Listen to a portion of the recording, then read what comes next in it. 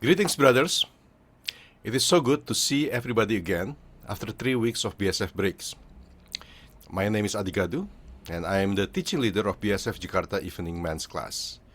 You are listening to the study of People of Promise, Exile and Return. It is on the second lesson on our Nehemiah study, and also lesson 24, or our year-long BSF study of People of Promise, Exile and Return. I hope you have had a good, interesting discussion group today and managed to share many of your own thoughts and experiences and feelings. I also hope that you have also found joy in listening to different shared lives and opinions from your brothers in the group. Today's lecture hopefully will give you a focused understanding of this lesson. We will start by going back to an intense time of our country's history and someone we often forgot. Let's talk about a plane that never supposed to fly. In August 1995, a white turboprop aircraft lifted off the runway at Hussein Sastranegara Airport in Bandung. Its tail bore the registration PKXNN. Its name was N250 Gatotkaca, and the man who built it was standing on the tarmac with tears running down his face. B.J. Habibie has spent decades as one of the world's leading aerospace engineers. Recruited by West Germany at 25, consulted by Boeing and Airbus, holder of patents that change how modern aircraft wings are designed. And he had come home to build Indonesia's own commercial aircraft. Not because anyone asked him to, because he believed it was what his country needed to become. The opposition came immediately and from every direction. Grow rice, not planes. That was the World Bank's assessment of where Indonesia belonged in the global economy. International economists call the N250 program high-tech hubris. Why should a developing nation with millions still in poverty pour capital into aerospace manufacturing? The voices were credible, the logic was coherent, and the mockery was sustained. Sanballat's 5 questions in modern dress. Will it actually fly? Can you really do this? What makes you think Indonesia belongs here? Do you know how much a fox weighs? The N250 flew anyway. It flew that day for 55 minutes on its first flight. It flew again, and by the Paris Air Show, it was attracting serious attention. The order books were forming. The wall had reached half of its height. Then the Asian financial crisis hit. The rupiah collapsed. Indonesia went to the IMF for rescue. And buried in the structural adjustment condition was one specific non-negotiable line item: cancel the N250 program. Habibie, by then the vice president, soon to be the president, had to sign the death warrant of his own life's work as the price of his country's economic survival. And he signed it. On the short timeline, the mockery was vindicated. The plane never flew commercially. The program was buried. The wall stopped at half of its height. But the short timeline for Habibie cannot see everything. Every aerospace engineer that Habibie trained at IPTN is still working. PT Dirgantara Indonesia still exists, now becoming a vital global supply chain for the aerospace industry. It is no longer a struggling state enterprise. The N219 commuter aircraft flew in 2017, built by the engineers that Habibie formed, found a specialized niche and keep selling. The capability outlasted the cancellation. The wall stopped, but what was built in the people who built that wall did not stop. This is the passage for this week. A good work, built faithfully, opposed from every direction, stopped before reaching its full height, and yet producing something on the eternal timeline that the enemy's short timeline victory could never erase. We are going to learn to read two timelines at once. So let's set the scene for now. And before we go further, let's place ourselves in the story of Nehemiah. Our study timeline shows that after 70 years of Babylonian exile, the Israelites began returning to the ruins of Jerusalem. Zerubbabel led the first wave back in 538 BC.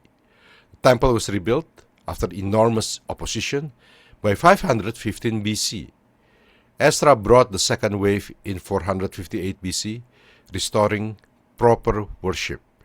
And then in 444 BC, that's where we are today, Nehemiah leads the third wave with one specific God-given mission: rebuild the wall around the city. In the last lesson, we saw how Nehemiah secured miraculous permission, provision, and passage from the Persian king. He arrived in Jerusalem, inspected the ruins at night, rallied the people, and assigned every family a section of the wall to rebuild. And now in chapter 4 to 6, the work begins. The moment it begins, so does the opposition. Ridicule, threats, economic exploitation from within, false accusation, entrapment, slander. But the wall goes up anyway, in 52 days. We will cover this passage in three movements. First, the builders encountering external opposition in chapter 4. Second, an internal fracture threatening to collapse everything in chapter 5. And third, personal attacks aimed at Nehemiah himself in chapter 6, verses 1 to 14. Division 1, the wall and the voices. Nehemiah 4, 1 to 23. The wall has just begun to rise. Work is being done. Progress is being made. And that is precisely when Sanballat, the governor of Samaria, can no longer contain himself. Verse 1 tells us that he was furious and greatly incensed. He gathered his allies and Samaritan military, he made a show of it, and deployed his weapon of choice. 5 rhetorical questions fired one after another at the men working on the wall. What are those feeble Jews doing? Will they restore their wall? Will they offer sacrifices? Will they finish in a day? Can they bring the stones back to life from those heaps of rubble, burned as they are? Then Tobiah added his own taunt. What they are building, even a fox climbing up on it would break down their walls of stones. Notice carefully what Sanballat is doing. He's not attacking the wall. He's attacking the man building the wall. He's targeting their sense of self, their identity, their right to believe that the work is worth doing. Because here is the truth that he almost had right. The Israelites were feeble builders. They were not professional stonemasons. The stones they were working were limestones, burned and damaged from the city's destruction. And their tools were basic. Their supplies were limited. On a pure assessment of human capability, Sanballat's mockery contained a trace of accuracy. But Sanballat had one catastrophic blind spot. He had no category for what it means when God is in something. What does Nehemiah do? He doesn't call a meeting. He doesn't compose a public response. He does not try to prove Sanballat wrong with clever arguments. He prays. Verse 4, Hear us, O God, for we are despised. Turn their insults back on their own heads. And then the people get back to work. So we rebuilt the wall till all of it reached half his height. And the people worked with all their heart. Nehemiah 4, verses 6. 2 timelines running simultaneously. Sanballat's timeline, mockery, threats, military coalition, siege position. And God's timeline, a 2.5-mile perimeter wall, completed to half its height while the enemies were still talking. On the short timeline, Sanballat wins the news cycle. But on the eternal timeline, his name is only remembered by history because he lost. When the taunts fail, the enemies raise the stakes. Verses 7 and 8, frustration turned to fury, and they plot an armed attack. They positioned themselves on all four compass points around the city, north, south, east, and west. Jerusalem is surrounded. But here is what God is doing in it. He is not removing the threat. He is using that threat to form his people. Nehemiah does two things simultaneously. He prays and he posts a 24-hour guard. He does not choose between dependence on God and practical wisdom. He does both, every time. And this is one of the most important leadership lessons in the Old Testament. Prayer is not a substitute for planning. And planning is not a substitute for prayer. A man who only prays and makes no practical preparation is testing God. A man who only plans and never prays is trusting himself. When the people grow afraid, when discouragement from long hours and real danger begins to show among the Jewish people, Nehemiah does what a great leader must do. He calls the people to remember. Verses 14, don't be afraid of them. Remember the Lord, who is great and awesome, and fight for your families, your sons and daughters, your wives, and your homes. He does not minimize the threat. He reframes the context. He gives them a bigger reality to stand in than the one the enemy is trying to force them into. And God frustrates the enemy's plot, not because the Israelites were invincible, but because God was with them. So our first principle today is that God is present and building with his people, even when everyone else could not see any evidence of him.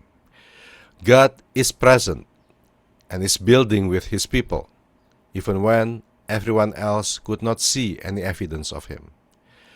God's people, who connects to him in prayers, could see both the short and the eternal timelines, and through that vision get motivated to continue building. And this has a very specific lesson for people, for men under 30. Because you are at the stage of life where the voices of mockery land hardest. Because you are still forming your answer to the fundamental question. So let me ask you directly, what are you building your life on? Habibi at 27 was already in Germany, already absorbing the system's quiet assumption that his ambition was disproportionate. Not in an obvious way. No one handed him an insulting letter. It was subtler. It was the assumption of limits. The world has a very strong gravitational pull towards telling young men from developing countries where they belong. Habibi rejected the gravity. Did you notice that? He didn't argue with it. He didn't try to prove it wrong. He just kept designing.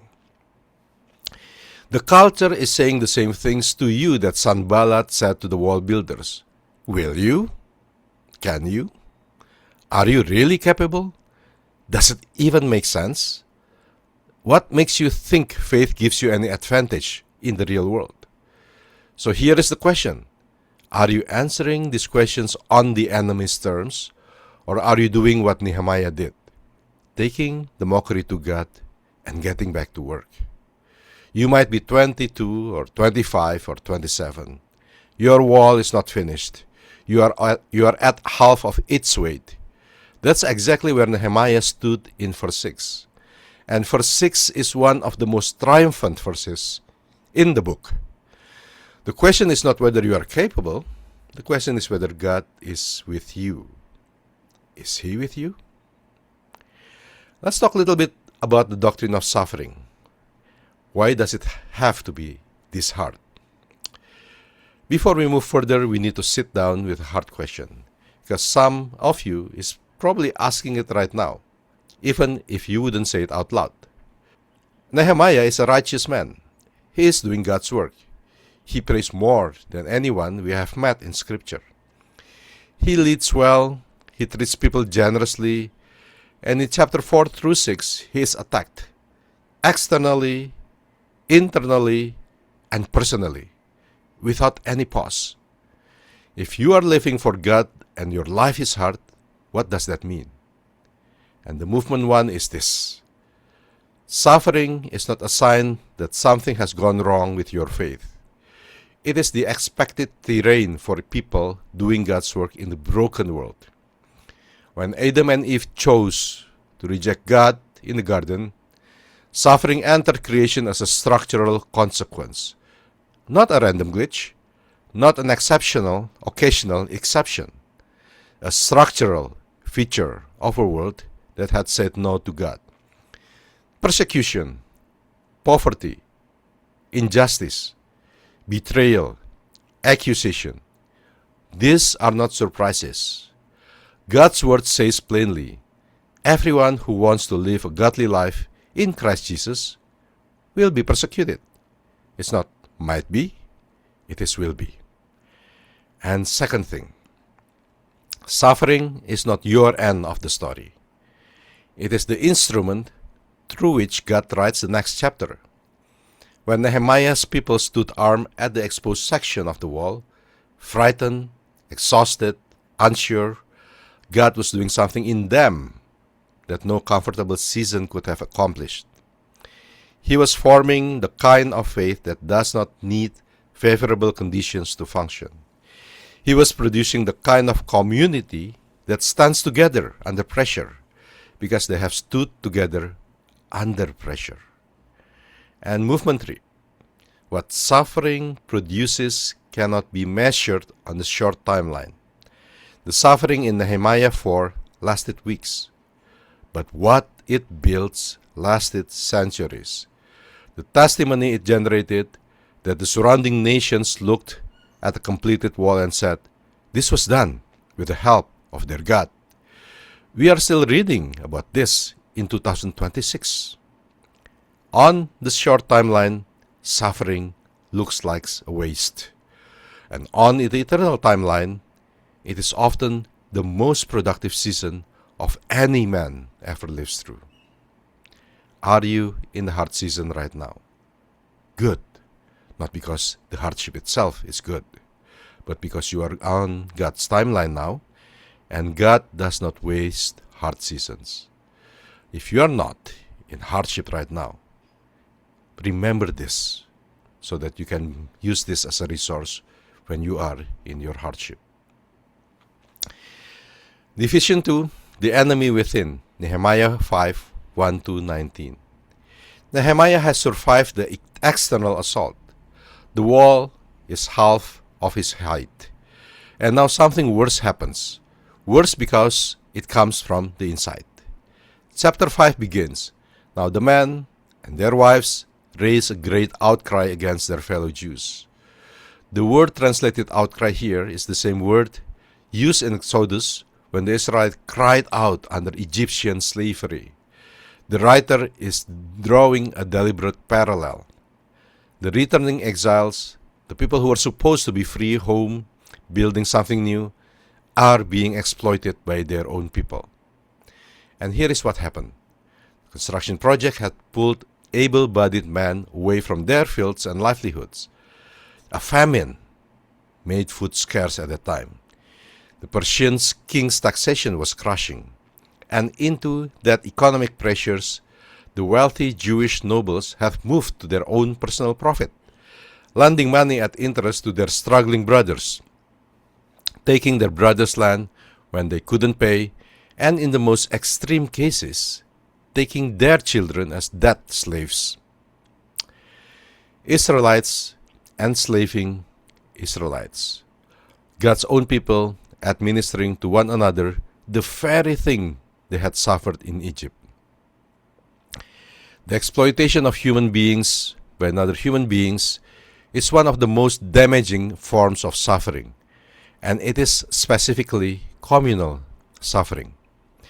It fractures the trust that makes collective work possible. A community that cannot trust one another cannot build anything together. Nehemiah's enemies outside the wall had failed to stop the project, but this could succeed where they had not. Now watch Nehemiah's response very carefully, because it is a masterclass in righteous leadership. He does not react immediately. Verse 7 says, I pondered them in my mind. Nehemiah takes time to think before he acts. He processes his anger rather than performing their anger. This is not weakness. It is discipline. A leader who reacts from unprocessed emotion creates damage. A Twitter at midnight. Compare that with a leader who thinks before he speaks. That creates real changes. Then Nehemiah confronts, clearly, publicly, and without flinching. What are you doing is not right, he says to nobles and officials. He names the sin precisely. He does not soften it to preserve relationships. He does not ignore it to preserve peace. He tells the truth loudly, even to powerful people. And then, this is the move no one expects. He implicates himself. Firsthand, he acknowledges that he and his associates have also been lending money. He does not stand above the problem. He stands inside of it, takes his share of the responsibility, and then leads the way out. He calls for the return of the fields, vineyards, houses, and interest that had been taken. He demands generosity where there has been extraction. Then he demonstrates it personally. As governor, he was entitled to a significant food allowance extracted from the people that he governed. He refused that.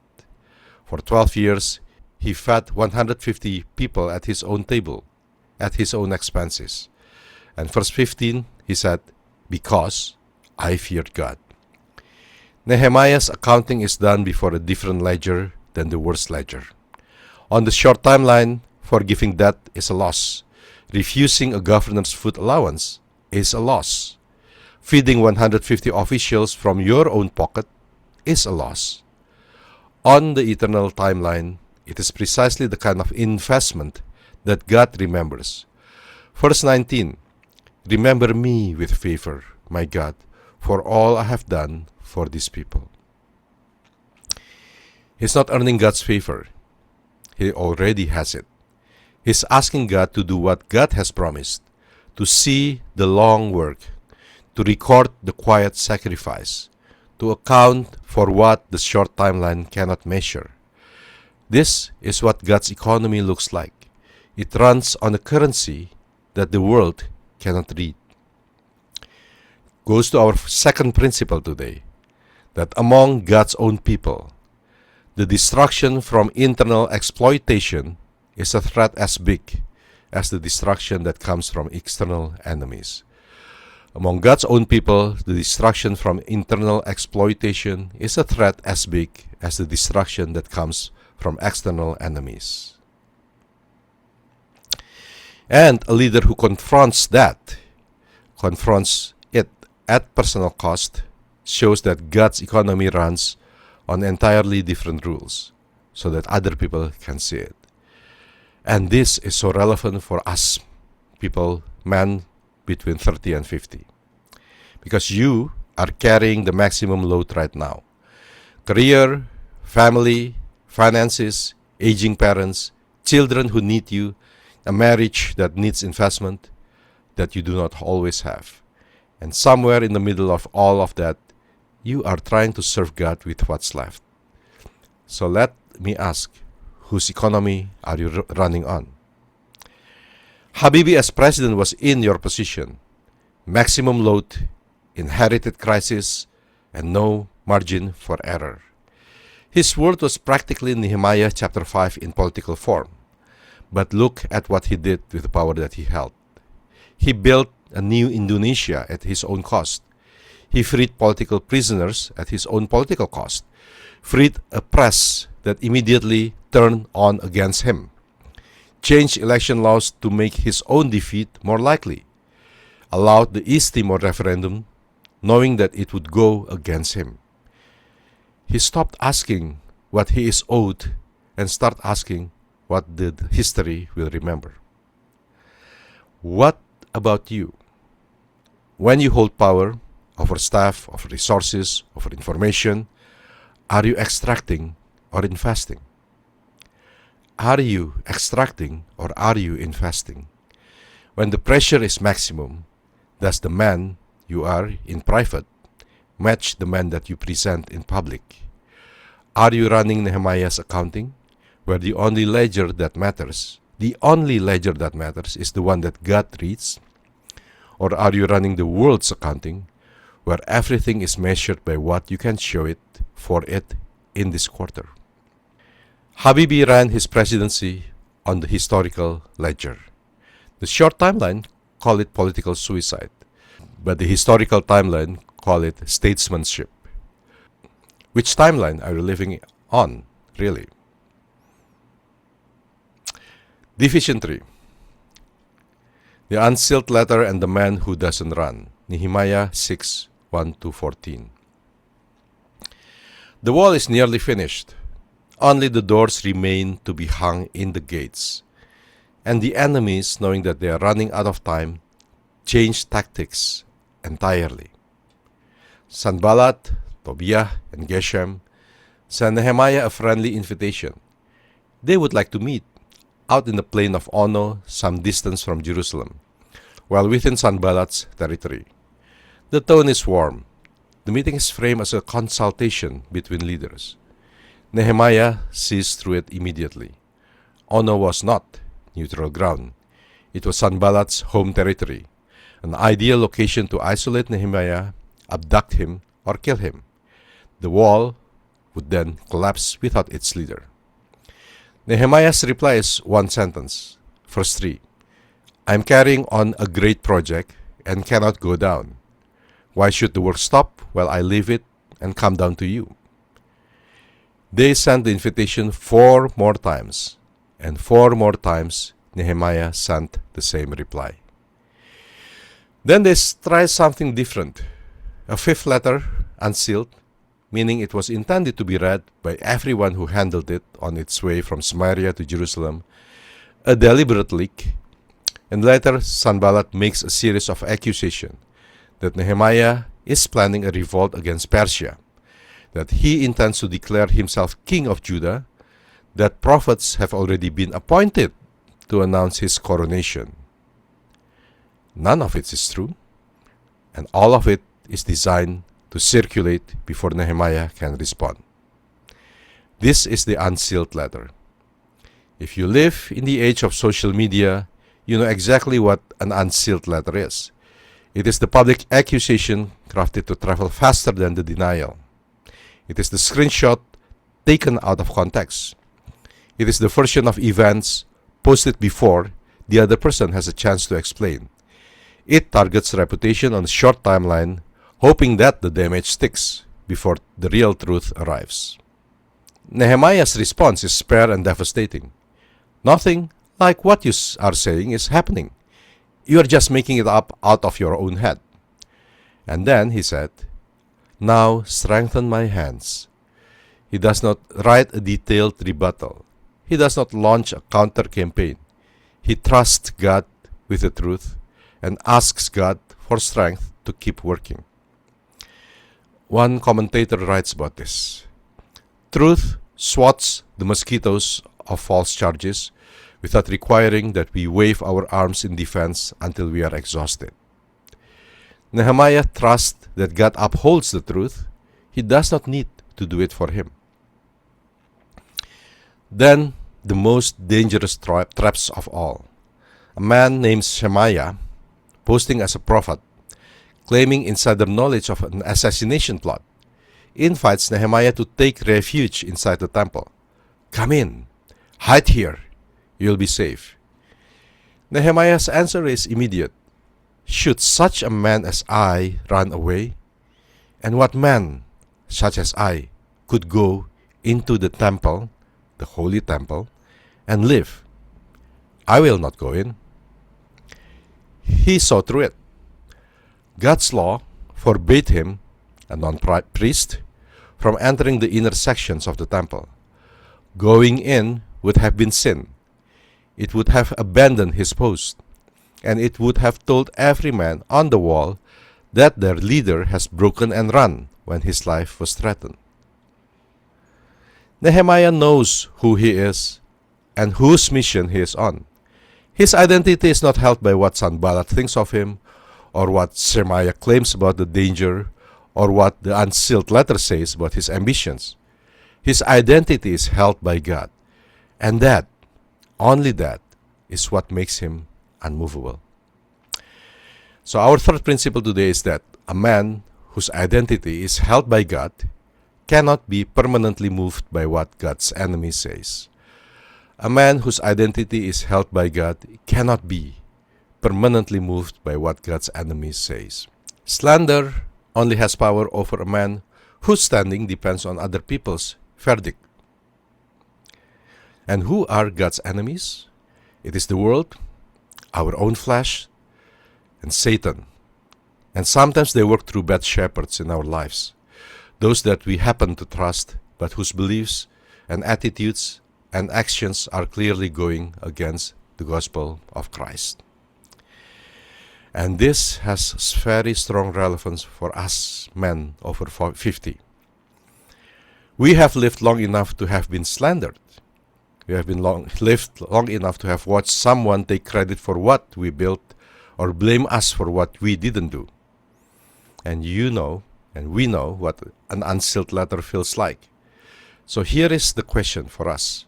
When that happened, what did you do with it? This is Habib's chapter also. After the East Timor referendum, the accusation circulated before the defense could. If he had allowed the vote, therefore he had destroyed the nation. The narrative was set. The MPR session came. His accountability speech was rejected. Every political signal pointed to one direction. Hide, compromise, survive somehow. But did he? He stood up, stated his case plainly, said he would not run again, in contrast to our recent presidents who want to run again and again and again. And then he walked out. No hiding in the temple, no meeting in Ono. Should such a man as I run away? He left, not because he was defeated, but because his work was done, and his identity was not held by the office. Is yours? When the position goes, when the recognition is stripped, when the narrative is set against you, is there something underneath that cannot be taken? Or has your identity been held by what you have built and what people think of you? What are you building right now that will still be working after you are gone? And are you willing to let the short timeline call it a loss in order to let God call it faithfulness? So, the wall was finished in 52 days, not because the enemies went quiet. They were still sending letters on day 52. Not because the internal problems were fully resolved. Not because the threats disappeared. The wall was finished because the people worked with all their hearts while God's enemies were still talking. Because Nehemiah prayed and refused to come down. Because the counting was done before a ledger that the enemies couldn't read and couldn't touch. The wall Nehemiah built was finished in 52 days. Habib's wall took longer. The N250 was cancelled. He signed the order. He served 517 days as a president and left the office having lost the referendum, lost the backing of his party, lost the program of his life's work. On the short timeline, total defeat. On the eternal timeline, Indonesia's democracy, its free press, its freed political prisoners, its freed Timor, its aerospace engineers who are still working. The wall stopped. What was built in the people who built it did not stop. So they were reading two timelines at once. That is not naivete. That is the only kind of sight that keeps a person moving when the short timeline looks like it is against them. You are not building alone. The same God who frustrated Sanballat's plot, who built something in Habib's engineers that survived the IMF cancellation orders. He walks with his people through the fuel queues and the rupiah's pressure and through the moments inside your own community, your workplace, your family, your church, where someone with more exploited someone with less and called it business. Pray and keep working. The work is God's work. The timeline, it's God's timeline. And the man who stays at his post, not because he's not afraid, but because he knows whose mission he's on, is the only one in the room who see what is actually happening. Thank you for listening to this lecture.